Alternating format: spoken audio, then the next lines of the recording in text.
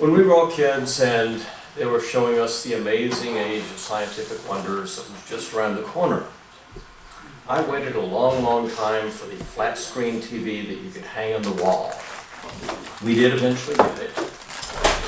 And the flying car is still a ways off, apparently. Mahler is still working on the Sky Car the last time I looked, and that's been like 50 years now. But we have made some progress in autonomous vehicles, which is what I'm going to talk about today. Now, before we can talk about it, we have to kind of clarify what we mean by autonomous vehicles, and fortunately, the Society of Automotive Engineers has standard J3016-2021, in which they will tell us what an autonomous vehicle is. So, if you can download this easily online, and they define 6 different levels of autonomous vehicles, SAE level 0 through SAE level 5. And yes, those terms are trademarked. Yeah, I don't know. And basically we have 2 sections. The levels 0, 1, and 2 are driver support levels, and levels 3, 4, and 5 are the cars doing the driving. And the driver support levels, you are always responsible for the vehicle. At the automated driving levels, you're not driving unless in some cases the vehicle says, I can't handle this, you take it, but at level 5 we should never do that. So, SAE level 0 is no automation. You are allowed to have brief emergency assistance like automatic emergency braking or a little buzz if the vehicle thinks you're going out of your lane, but that's it. Basically a Model T. Level 1, you can have steering or braking acceleration support. So you could have like adaptive cruise control, regular or adaptive, that would be level 1 automation, or a lane departure warning would be automation. But if you have both at once, that's not level 0 or level 1. If you have both at once, that's level 2. Now, this is where things start to get interesting. A lot of cars have level 2 today. Subaru, Eyesight, General Motors, Super Cruise, Ford Blue Cruise. Tesla was the first with their Autopilot in 2014, and we'll get into the details of that. Level 3 is where things get interesting, and this is defined as sustained operation of the driving task. However, the vehicle is allowed to say, I can't handle this, take over. And you're required, presumably, to take over when that happens. Right now, in America, there are no SAE 3 level vehicles you can buy. Mercedes has something they call the Drive Pilot that's available in Europe, and they're trying to get it certified here in California, Nevada, but it only operates on pre-mapped roads, and it only operates at speeds of 60 kilometers per hour and under, which is like 37 miles an hour, so limited utility. It's not going to drive you in the highway. Level 4 is high driving automation, sustained performance of the automated driving task. But here there is no expectation that the driver will respond to a request to intervene. In other words, the vehicle is allowed to ask you to, but you don't have to. The question then becomes, what happens if you don't? Well, SAE doesn't say. This is where we have robotaxis. Level 5, anybody here watch Westworld? Okay, the little robotaxi, that's level 5. Level 5 vehicles are not even required to have human accessible controls. You get into the thing and sit down in your seat and take your knitting out and tell the vehicle where you want to go. How many delivery trucks are? They don't have drivers. I hear there are some. Yeah. Oh yeah, Amazon. Those are unmanned vehicles. So that's kind of a separate subject. Okay. These are human transport vehicles. Now, the thing to remember is level 0, 1, and 2, you the driver are responsible. These things just help you. You have to look out the windows and take appropriate action. Levels 3, 4, and 5, the vehicle's looking out the windows for you, or using cameras. And an example would be a car that automatically passes a slower vehicle on the highway with no intervention from you. You're not in control when these features are enabled. And this is probably why nobody's tried to announce level 3 in America yet, because by definition, if the vehicle is in control and you are not, what happens in a case of an accident where it can be demonstrated that it was the fault of the vehicle that was operating at level 3? We'll find out someday. Now, you might have noticed these definitions are a little vague and nebulous. It's like sustained operation of the driving task, and you would think, oh, well, surely if I dig down to the SAE, they'll get a lot more detailed about this, and maybe there's some specialized test that'll be, no, that's it. I mean, they go into a tiny bit more detail, but if you go look this stuff up online, that's the definitions of levels 0 through 5. It's very, very nebulous, very vague, the vehicle will handle most situations, but might ask the driver to intervene. Well, intervene when? I mean, if there's a light sprinkle and the vehicle says, I can't handle this, is that still level 3 as opposed to a vehicle that can drive up through a howling snowstorm? Well, currently that's the automaker's call. So anyhow, I would hope that, there'd be out in the Nevada desert, there would be some little fake cityscape set up like they did for the DARPA Grand Challenge, and the vehicle has to pass through here 10 times with no arrows to be certified level 3 or 4, but nope. Autonomous vehicles need two things. They need sensors. They need to be able to perceive the environment around them, and they need computing power to figure out what to do based on the environment around them. So, everybody's heard of Waymo. Waymo, and that's a Waymo 1 vehicle there. Waymo is a division of Google, I believe. Alphabet these days. Yeah. Waymo Driver is their hardware and software suite that implements SAE Level 4 autonomous systems. Now, you heard me say that there are none of these vehicles for sale in the US. You and I cannot go out and buy a Waymo robotaxi, but they do exist. And they got a lot of sensors. They've got 360-degree LiDAR and cameras and radar, and they're just all over the vehicle. I would like to give you some details in these, like the resolution of the cameras, the field of view of the LiDAR and radar, but no, they're not saying. So they just give you little things like this. And they've stated, as I mentioned in the previous slide, that they're using these massive, ugly sensors as a design element. So people will say, oh look, there's a Waymo. I feel warm and fuzzy because I know it's not going to kill me. So the Waymo software asks 4 key questions. Where am I? GPS and presumably cameras. What's around me? What's going to happen next? This is really important.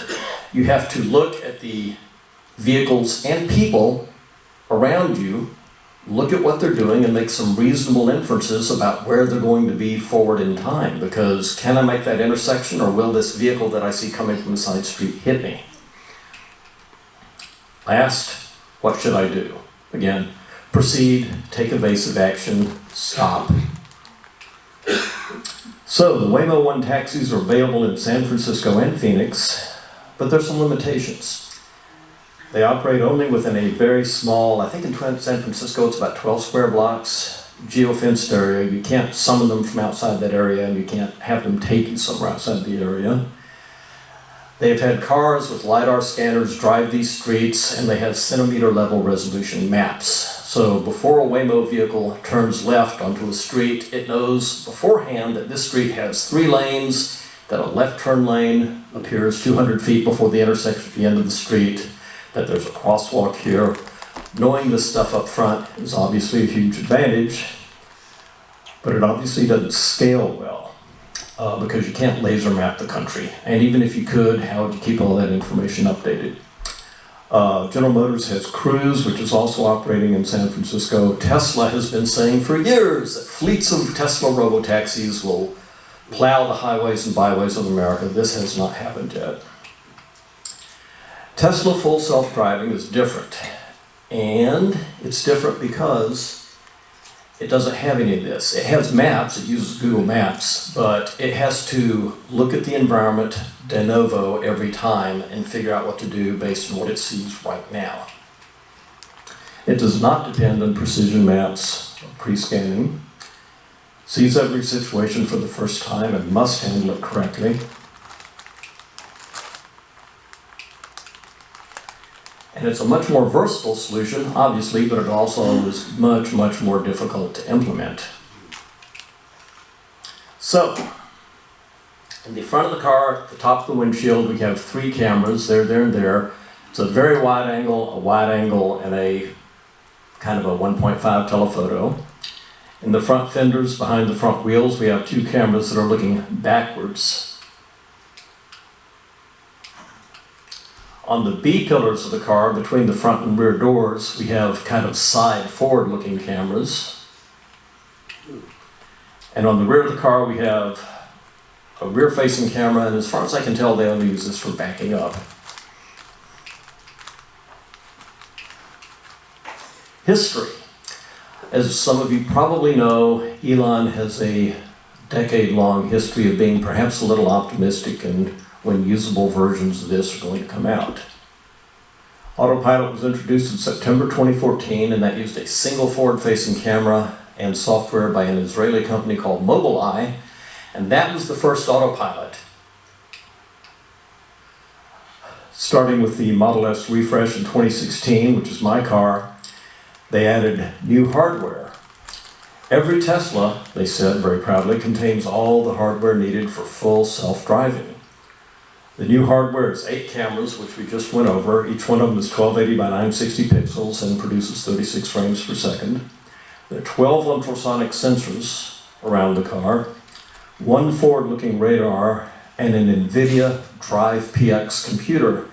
If any of you are PC gamers and you ever had a GTX 780 video card, congratulations, you have a Drive PX computer rendering your games. In March 2019, Tesla decided that, when we said every Tesla has all the hardware necessary, they might have been a little ambitious. They introduced their own CPU, about which very little is known, to replace the NVIDIA Drive PX, and people like me who had prepaid for the feature got a free upgrade. So in 2014, Musk says all Teslas will be able to self-drive 90% of your miles by the end of 2015. In 2015, we're a month away from autonomous driving on the highways. In 2016, a Model S can drive autonomously with greater safety than a person right now. As far as I know, he has never actually produced any figures to validate the claim he made at that time. In September 2016, he says a Tesla will be able to drive from New York to Los Angeles with no human intervention whatsoever by the end of 2017. And of course, everybody said, Elon, what about charging? That requires human intervention. He demonstrated once this really creepy, vaguely sexual automated charging snake that would come out of the charger, weird flexible arm thingy, and plug itself into your Tesla. But as far as I know, other than that demo, it has never existed. In 2018, a Tesla will be 200% safer than a person by the end of the year. In 2019, I'm very confident, autonomous robotaxis by 2020. In 2020, I'm extremely confident in achieving full autonomy and releasing it to the Tesla customer base in 2021. In 2021, it's looking quite likely that it'll be next year. And although I don't have it up, about a month ago, he said he would be shocked if he didn't have full autonomy released to the fleet by the end of this year, October, November, 3.5 months from now. I think we're good. So, you see a lot about Tesla Autopilot in the newspapers, generally in conjunction with somebody doing something stupid in a horrible crash involving fatalities. And it's a little confusing because there are 3 different levels of Tesla driving assistance. So the first is Autopilot. Autopilot is standard in all Teslas. If you buy any Tesla, you've got Autopilot. What is Autopilot? Autopilot maintains the car in the lane using the front cameras to look at the lane lines. And it uses adaptive cruise control to maintain speed and distance from the vehicle ahead of it. Now the important thing to notice here is the car will not move from its lane. If the vehicle in front of you on the highway slows down from 70 to 50 to 40 to 30 and it comes to a complete stop, your car will eventually come to a complete stop and then it will just sit there. It's a simple task. And like I said, a lot of cars implement this now. Subaru, General Motors, Ford, keep it in the lane, don't hit what's in front of you. That's all, yes? So that sounds like the SAE level 2, right? Yes, that is SAE level 2. Next, and Tesla introduced this 3.5 years ago. It's called Navigate and Autopilot. Navigate and Autopilot steps up the game.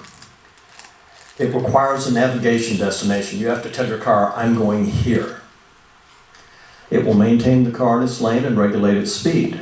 But in addition, it will proactively pass slower cars. It'll put the turn signal on, pull around the car, pass it, pull back in the lane. You don't have to do anything.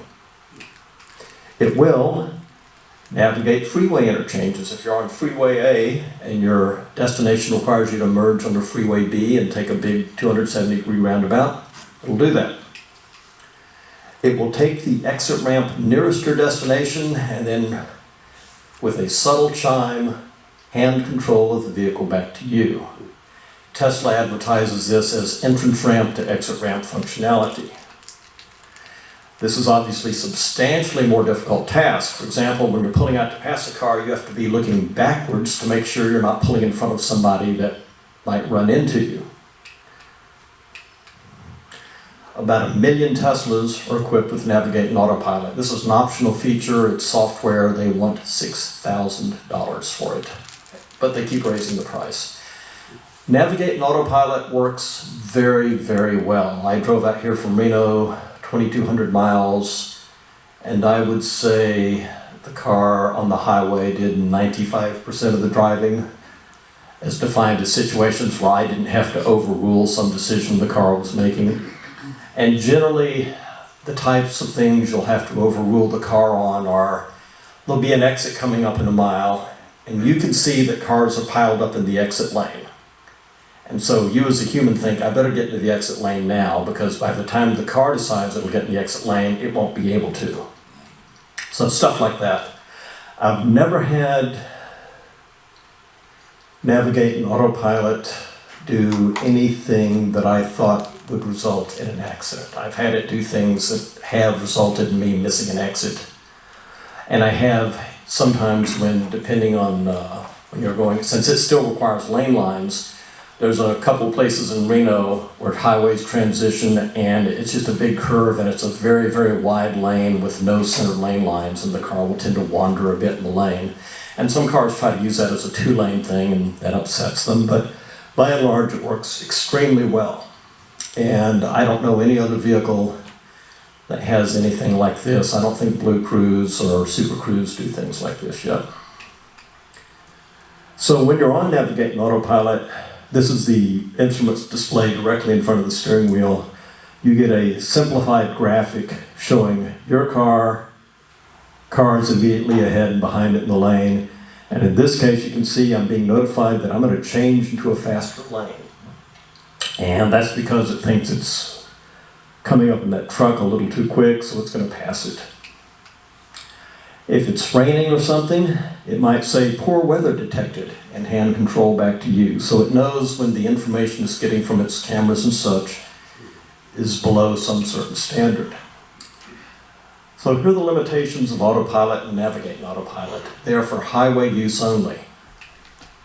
They require lane markings. You cannot even engage the systems if the car's cameras don't see lane markings.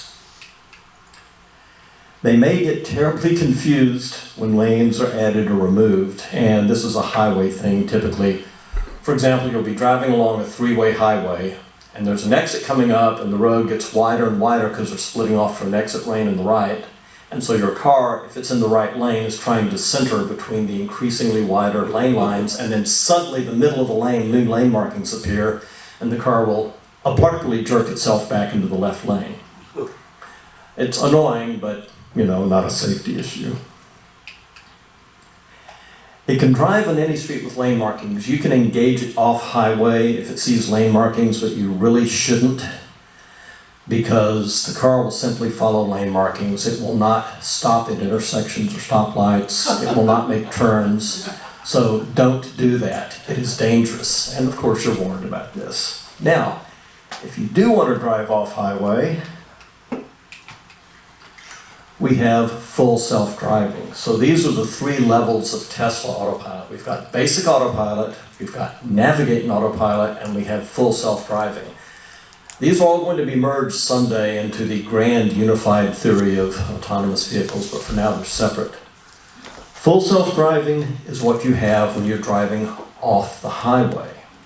And this is another huge step upwards in capability and complexity.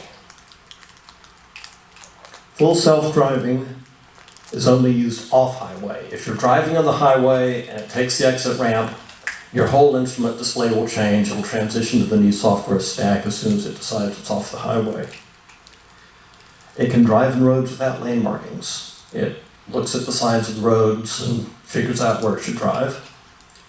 It recognizes and obeys a subset of traffic signs and lights. I mean, it gets all the common ones, you know, speed limit signs, traffic lights, yields for roundabouts.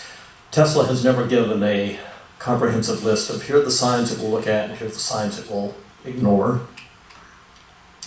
It is purely a vision-based system. Even on my car, which has radar and ultrasonics, when you're on full self-driving, they are not used. And apparently Elon wandered back someday into the room, possibly much like this one, where there are people, probably much like you people, toiling away in their programming and said, we will do vision only. No radar, no ultrasonics. And then he turned around and left and everybody was going. But in fact, it is a vision-only system. And there are a lot of people that think this is insane and a lot of people that are going like, well, humans do it that way. Yeah, we'll see. Yeah, what about on a foggy day? Well, you can probably get one of those little notes that says inclement weather detected. Obviously, this is general, hugely variable system. Speaking of the vision thing, I have had my car proactively wash its windshield because it thought the windshield in front of the forward cameras was dirty. We were just driving along and all of a sudden it said, cleaning windshield, squirt, squirt, wipe, wipe, wipe, wipe. So that was kind of cool. So, how well does it work? Starting in fall of 2021, oh, and one thing I should make clear here, Autopilot, Navigate and Autopilot are production things. You can get them right now today. Full self-driving is not a production thing, it's a beta. Starting last fall, they started rolling it out. So what you had to do was, there was a button appeared on your screen that says FSD beta. You touch that and a big legal document comes up that basically says, we're going to hoover data off your car like nobody's business. Can we do this? Okay, sure. And the Tesla app on your phone suddenly gained a new section called Safety Score. And so what they would do once you said you wanted the full self-driving beta is they'll monitor your car and they look for sudden braking, hard turning, following too close, emergency autopilot disengagements like when you weren't handing the wheel often enough and the car said grab the wheel, grab the wheel, grab the wheel, and eventually you didn't and it said okay, I'm quitting.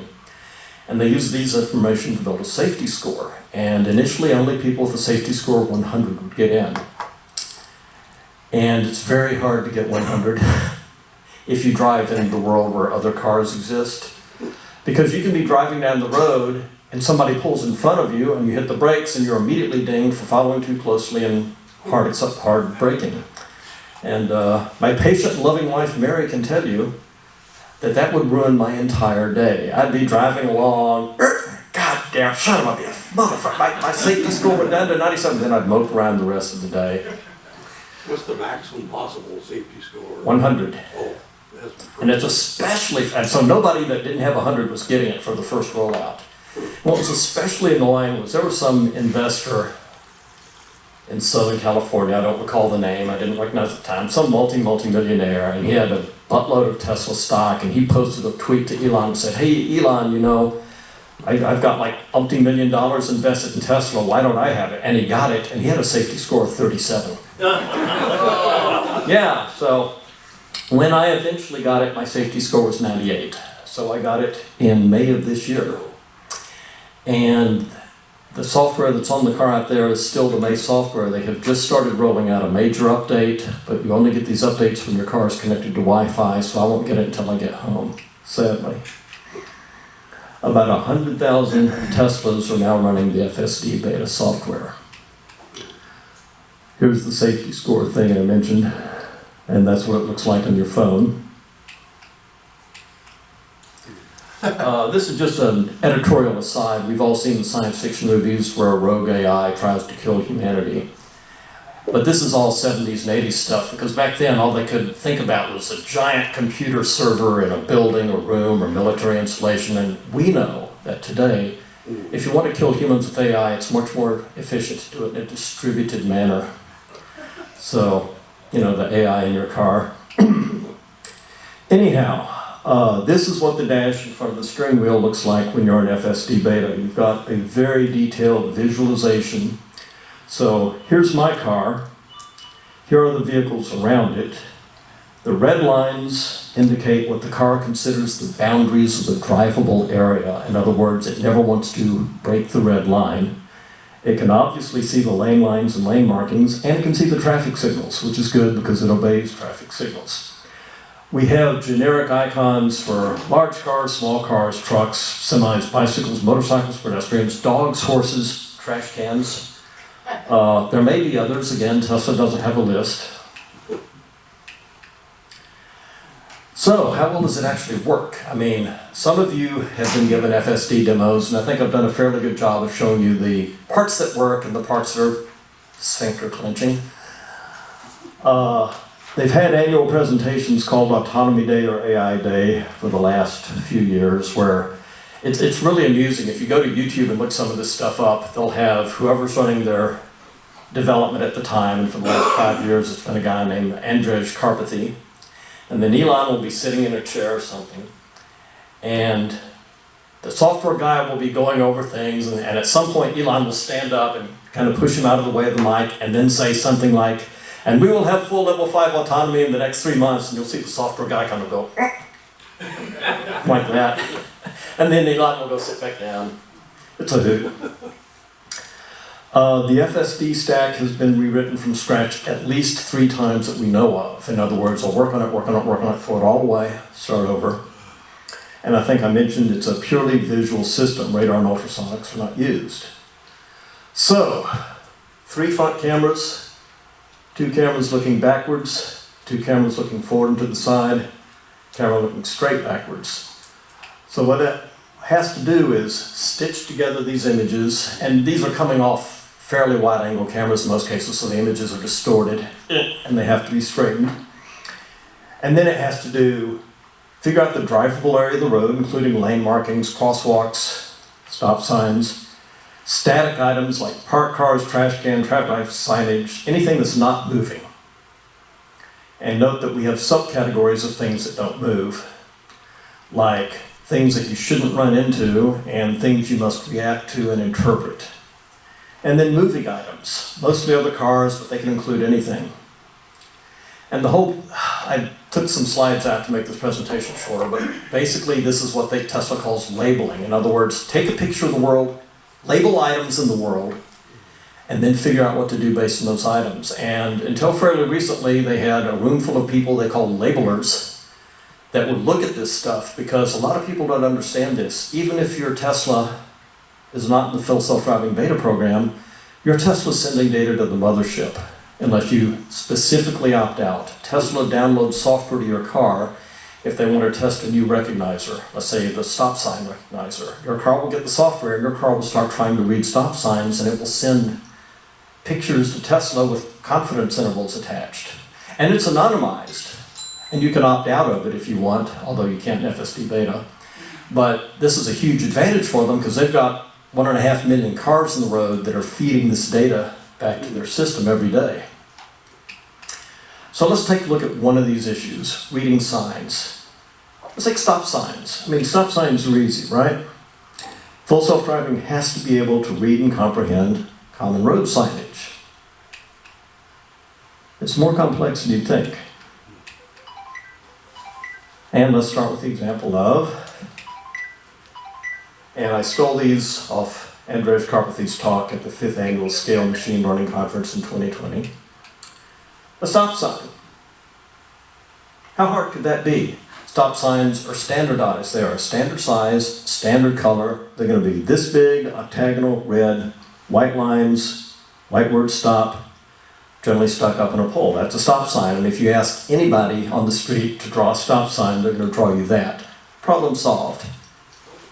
No, because Here's a stop sign mounted on a plinth or something outside a shopping mall.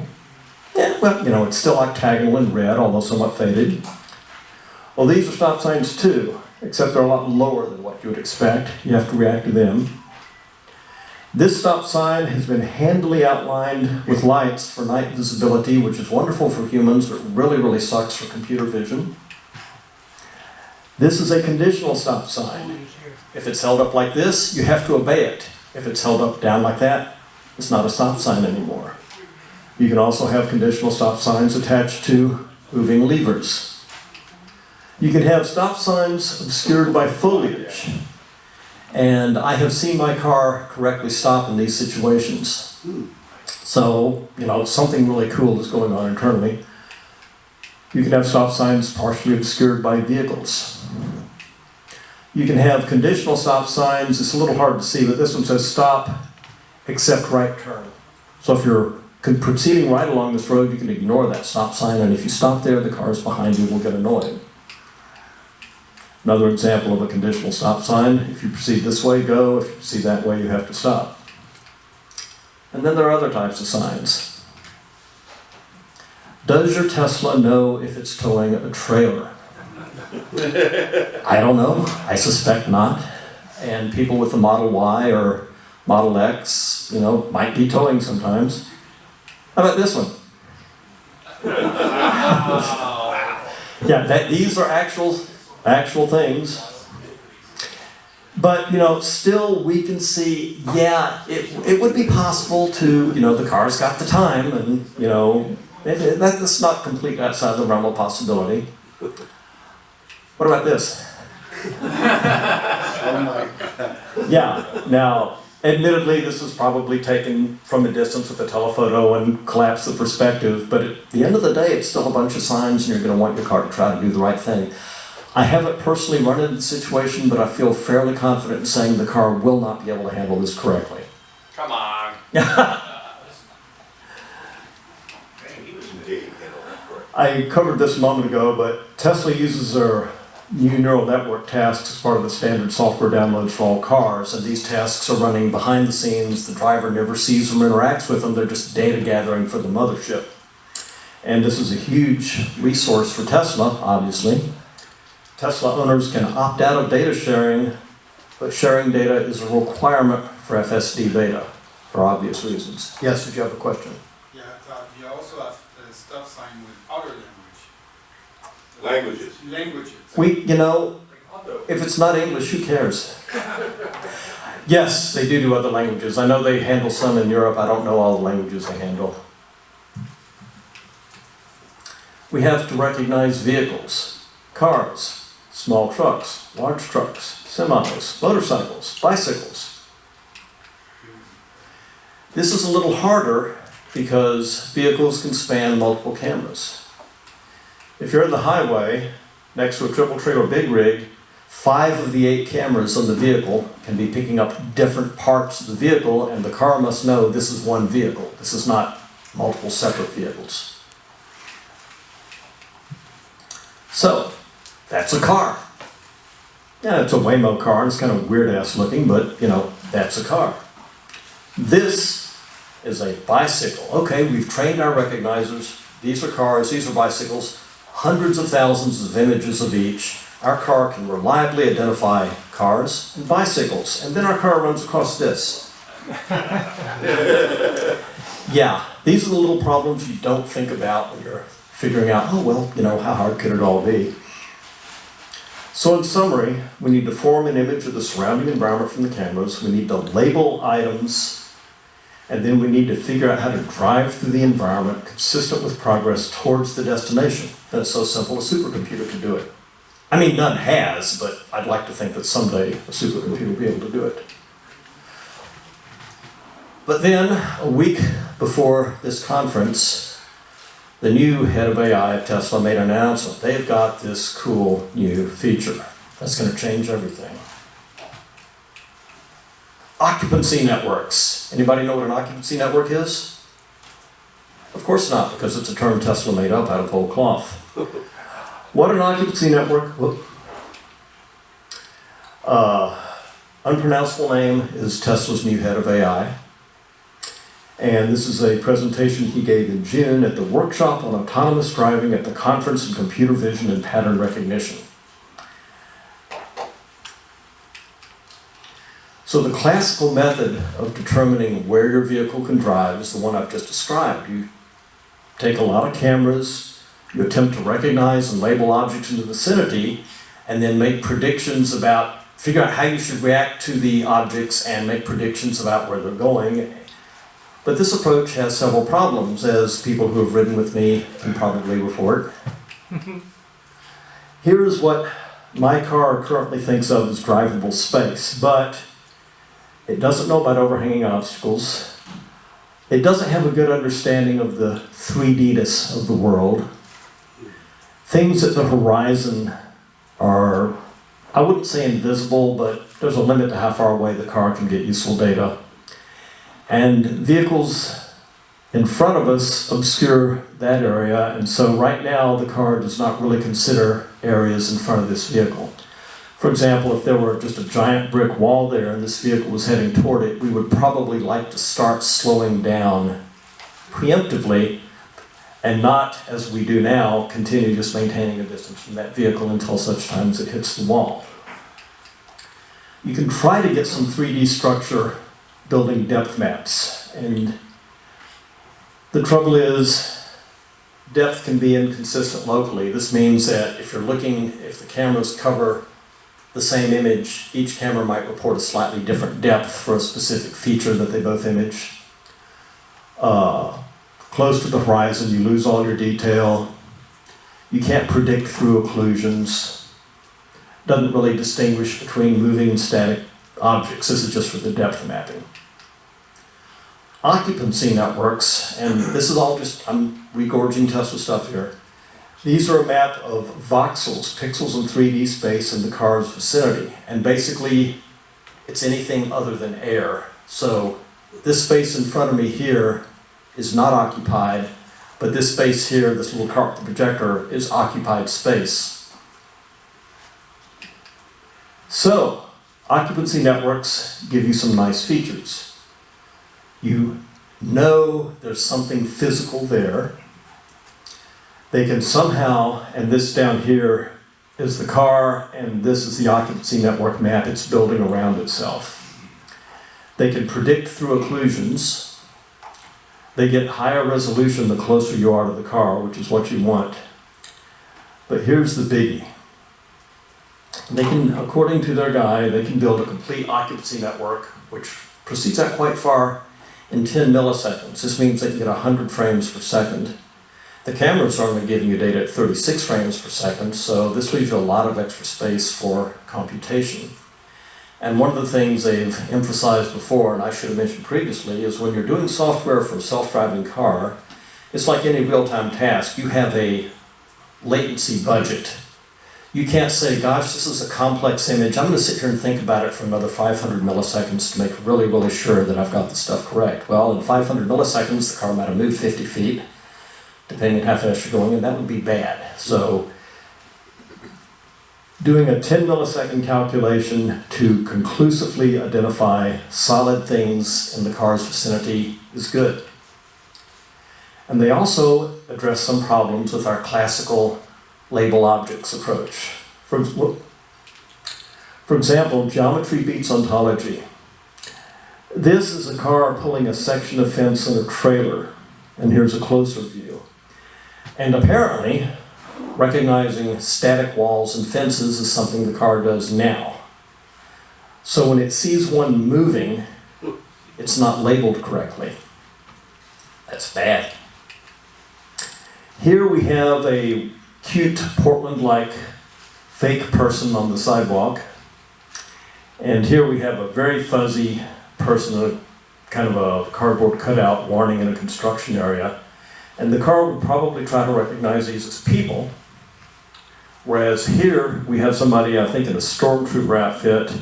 And here I think we have some guy in a cloak, homeless person, whatever, kneeling in the street. So currently, my car would probably read this and this as actual people, which they're not, and it would be very likely to miss this and this, which are actual people.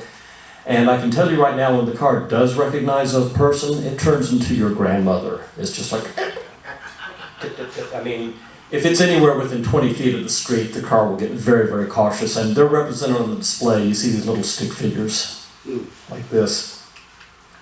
So rather than classifying objects and attempting to make predictions based on the object class, Occupancy Networks treats all objects as potentially moving, and it will try to predict their future locations based on observation. So here's another picture taken from their thing of what these occupancy maps look like. They claim motion flow vectors are predicted at every 3D location. Now, one of the questions I have that I haven't been able to have answered is, what magic are they using to get accurate 3D distances and representations all around the car, when they said in their previous slide one of the big problems they have is they can't get accurate distance maps around the car. They actually had a little section on the math they used to do this, and I mean, it was just, so I'm not even going to try to reproduce it here, and Amir is the only person that could understand it, so ask him to go research it for you. Occupancy Networks provide detailed geometric information missing from classic recognizers. So, for example, here is a construction vehicle at the side of the street, and they've got a big crane, and they put those little jacks out to the corner to give the vehicle more stability, and our Occupancy Network images those. So the classical recognizer would basically just stick a bounding box around that vehicle, and the bounding box might not include these things, which would be bad if your car were to run into them. Occupancy Networks do. And they enable inference of occluded areas.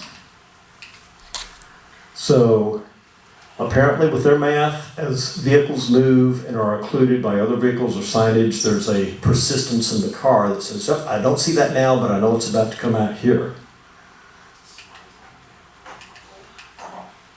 Occupancy networks are a fast and efficient way to construct an accurate representation of the objects around the vehicle. We don't have to classify objects any longer. We can just like, it's moving or it's still, and if it's moving, it's on this vector, and we can predict where it's going to be. First appeared in FSD Beta 10.69. This is the version they're rolling out now that my car doesn't have because I'm not connected to a Wi-Fi network.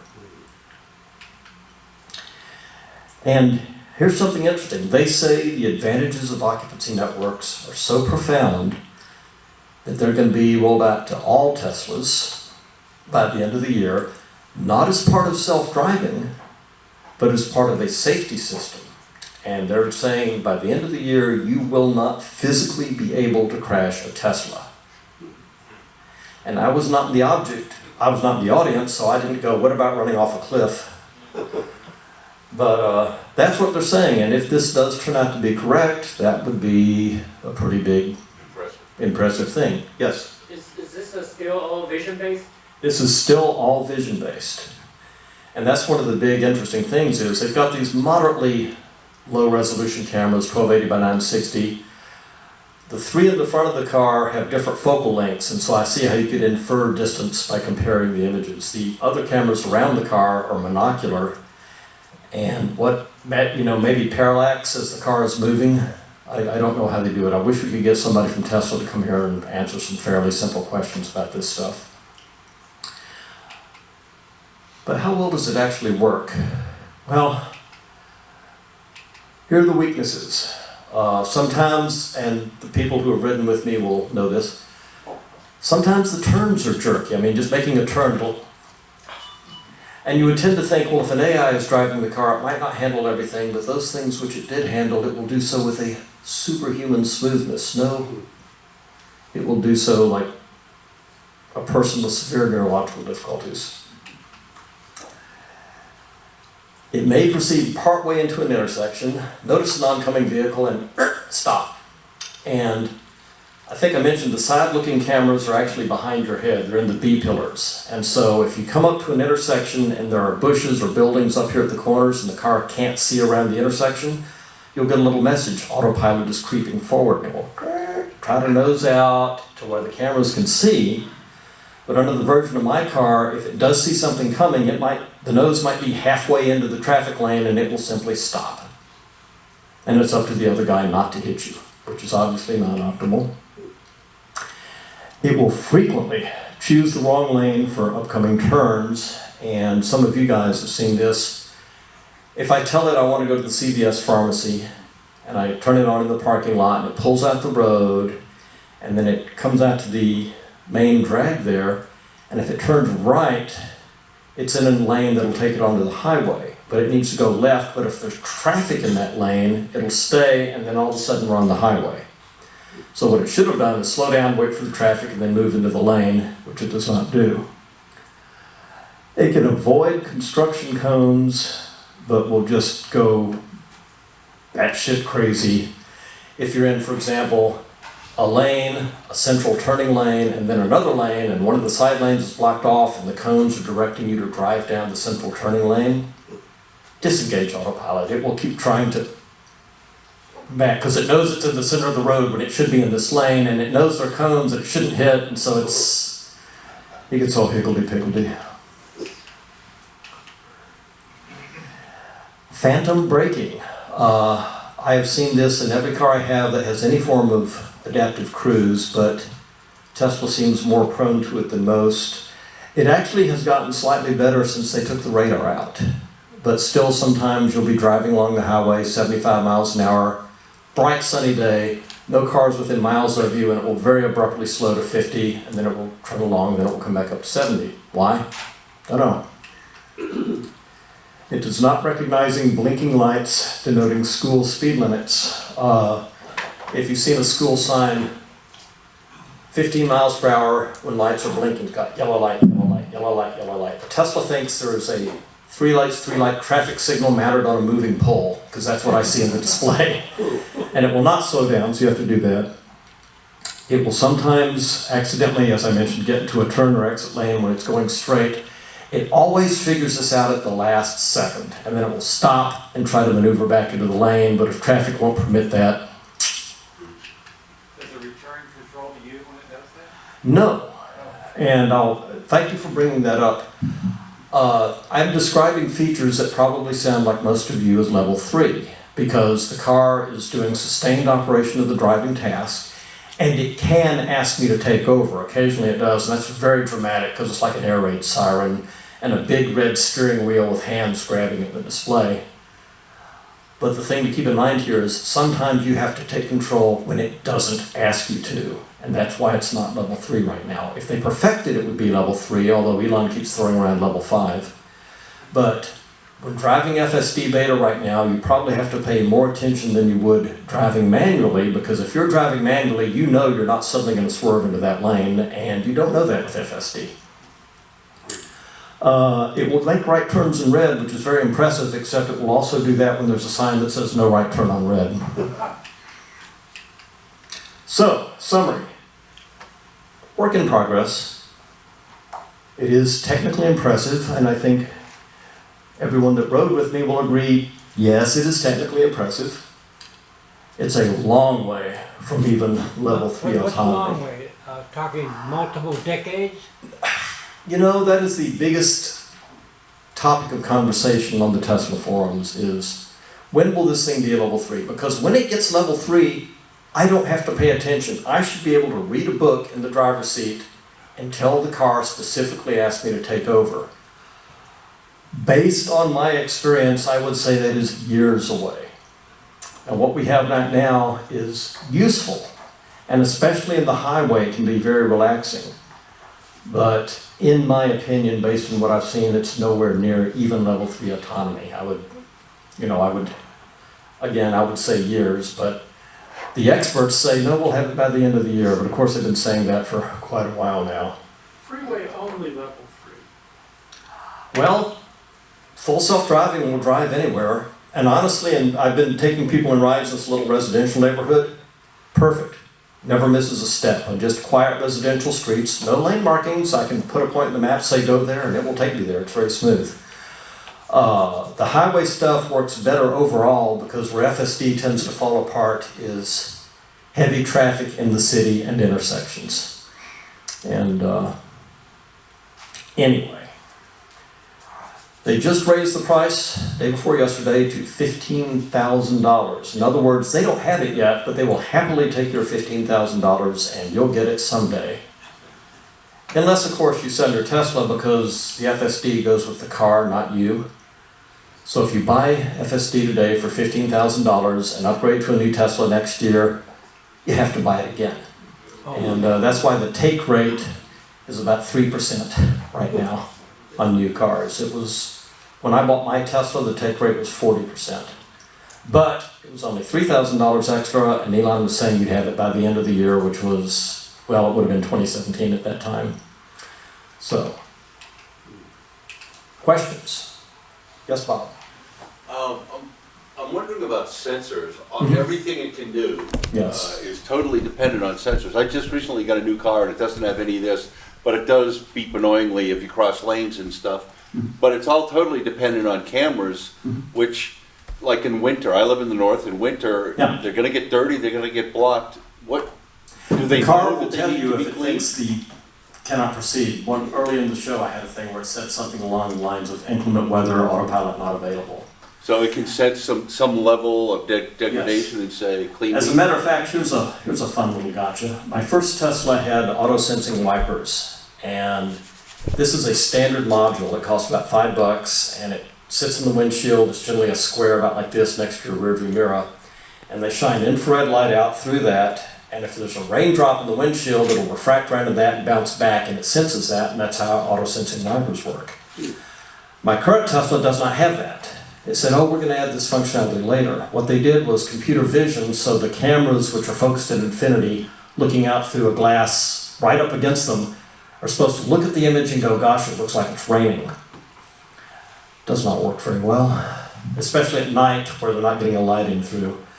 But the car does detect when the car does have some threshold of image quality, which it says, I can't drive now, and it will tell you. And as far as I've seen, when that engages, it's accurate. In other words, I've driven an autopilot in the rain and it's been fine, and one or two times it said, I can't do it. And then I've taken over.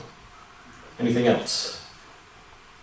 I'll get you in a moment. Yes? What if you're driving against the sun, have the sun in your face? One time I have had it say something along the lines of solar glare cannot continue. But it handles glare pretty well. It's driven into glare in situations where I couldn't see well. And the nice thing about full self-driving, or any of the autopilot features, it's going to take a while to get back because I want to do those fancy transitions, is you can always see what the car sees because you get that little representation on the display in front of you. So if you're driving, wow, that's a lot of slides. There. So if you see this in your display, the car can see the road, the traffic lights, and the cars around it. And those are what it makes decisions on. Yes? Oh yeah, I want to hear any of your interaction with the bicyclists.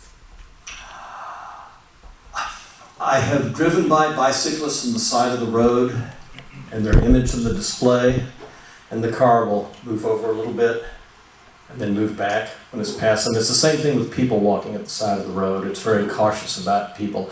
Now, interestingly enough, cars on the side of the road, its only criteria seems to be I don't physically hit them. It may get within like this. I've gone, in places where like cable TV guy's got his truck parked and he's working at the back of it, most humans would pull over a little bit. And the Tesla does not. If the cable guy turns around and look, he can probably reach out and touch the car as it goes by. If somebody flings the door open. That would be bad, yes. Yes? I think I've heard Volvo was using a rear bumper collision warning also. A what bumper? Oh, rear bumper collision In warning? other words, it wasn't going to stomp on the brakes because you're running into something up front because there was a big Greyhound behind you. Oh. I don't know how Tesla uses the rear camera. If it's just for backup or I've never had it do something like move out of the lane. For example, if I pass somebody and it stays in the passing lane for a minute and somebody's coming up real fast behind me, I've never had it say something like I'm moving out of the person's way. So I don't know how much they worry about things to the rear of the car. Now, lunch will be coming pretty soon, if we wolf it down, I've given a few self-demo rides. If there's anybody that wants a ride in the self-driving car, come see me after this talk. We'll see if we can squeeze in a 10 or 15 minute trip. What about things like dogs and cats and squirrels? I have only seen it image horses and dogs. I Big dog. have never noticed it image a cat, and I imagine it would just run right over a squirrel. It gets points. You get a turtle, man. Anything else? Oh, Did yes. they disable your radar? Because I think your car ended up having radar. My radar is not used on full self-driving. It is used to navigate in autopilot, but Tesla plans to merge those two into the grand unified. And they're starting to disable the cars for the radar for navigating autopilot on cars that don't have full self-driving. So I suspect in another software release or two, radar will be completely out of the picture. Because there's no radar on mine at all. Oh yeah, that's true. I convinced you to get a Tesla. Yeah, you did. I did already then. There's, Thank you, Dave.